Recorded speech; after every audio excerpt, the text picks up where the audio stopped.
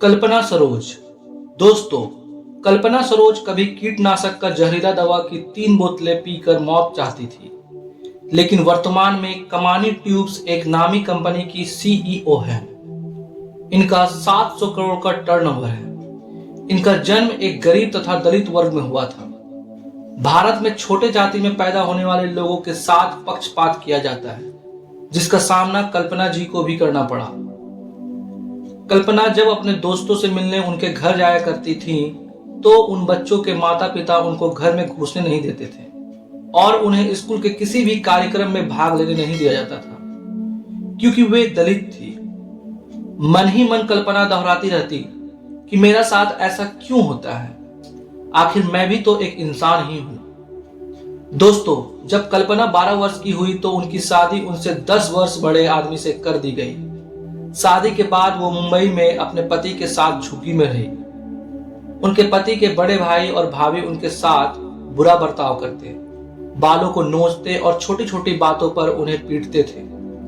उन्होंने अपने पति से तलाक के लिए कई सामाजिक दबावों का सामना किया। वो हर दिन मानसिक रूप से टूटती जा रही थी। वे अपनी जिंदगी से तंग आ चुकी थी, इसलिए वे अपने पिता के साथ अपने गांव लौट आई। गांव वालों ने उनका हुक्का पानी बंद कर दिया। निराशा में कल्पना ने अपनी जिंदगी को खत्म करने का फैसला कर लिया और एक कीटनाशक दवा की 3 बोतलें पी ली। कल्पना के मुंह से झाग आते और उसे कांपते हुए देख उनकी आंटी ने उसे बचा लिया। दोस्तों, जब वो मौत के मुंह से बाहर आई तो उन्होंने फैसला कर लिया कि अब मरने से पहले इस जिंदगी में कुछ बड़ा करना है। 16 वर्ष की उम्र में जब वो दोबारा मुंबई लौटी तो होजरी हाउस में 2 रुपए रोज पर काम शुरू कर दिया। जब वो 22 साल की हुई तो उन्होंने स्टील फर्नीचर के कारोबारी से शादी कर लिया, पर कुछ वक्त बाद उनकी मौत हो गई। फिर उन्होंने खुद कारोबार संभाला। कुछ सालों बाद कंस्ट्रक्शन बिजनेस शुरू किया और फिर स्टील और शुगर फैक्ट्री खोली। 2006 में 17 साल से बंद पड़ी कमानी ट्यूब्स कंपनी का अधिग्रहण किया। आज कल्पना 700 करोड़ के समूह की सीईओ है। वीरेंद्र सिंह। दोस्तों, वीरेंद्र सिंह शून्य बोल नहीं सकते। वो अपने कोच के इशारों और पहलवानों को देखकर कुश्ती सीखे। हरियाणा के झज्जर वीरेंद्र गूंगा पहलवान के नाम से मशहूर हैं। वे शून्य बोल नहीं सकते। सीआरपीएफ में काम करने वाले पिता को कुश्ती पसंद थी।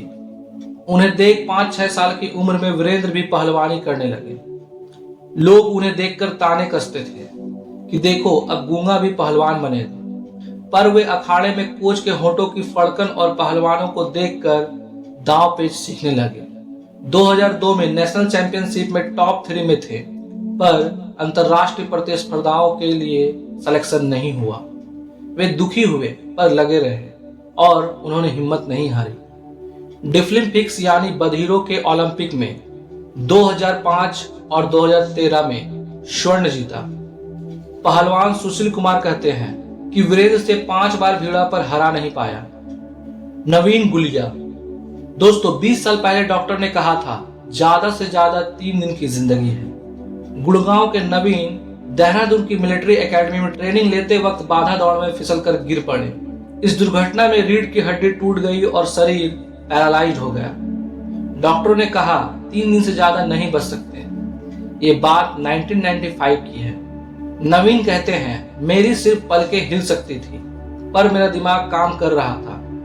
मैंने खुद से कहा कि मैं सब कर सकता हूं और मैं चेतन मस्तिष्क तक बार बार यह संदेश भेजता रहा कि मैं ठीक हो रहा हूं, मैं ठीक हो जाऊंगा और मैं ठीक हो रहा हूं। धीरे धीरे मेरे शरीर ने रिस्पॉन्स करना शुरू कर दिया। 2 साल अस्पताल में रहने के बाद व्हील चेयर पर बाहर आया। कार में बदलाव कर चीन सीमा से सटे मार्शलिक दर्रे के सफर पर निकल गया। माउंट एवरेस्ट के बेस कैंप से भी 1200 फीट ऊपर 18,600 फीट ऊंचाई पर इस दर्रे में महज 55 घंटे में पहुंचने का रिकॉर्ड बना डाला। दोस्तों, इन तीनों रियल लाइफ हीरोज से इंस्पायर प्रेरणादायक कहानी हमें यह बताती है कि शुरुआत कहीं से भी की जा सकती है। इसलिए अपने जीवन के उतार चढ़ाव से कभी मत घबराइए। जीवन में हमेशा आगे बढ़ना सीखें और सफलता के नए नए आयाम रचें। Thank you for watching this video. जय हिंद, जय भारत।